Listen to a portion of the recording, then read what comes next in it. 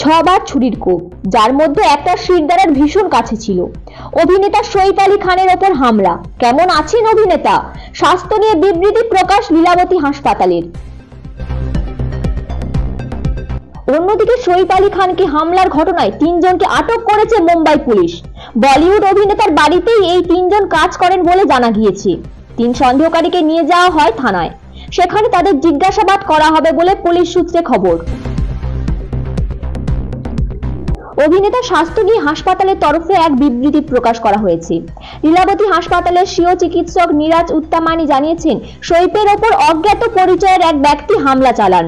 তাকে হাসপাতালে নিয়ে আসা হয়েছে ভোররাত 3:30 মিনিটে।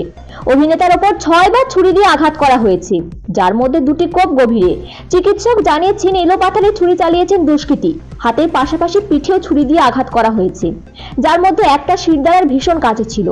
অভিনেতার অস্ত্রোপচারের জন্য বিশেষ টিম তৈরি করা হয়েছে।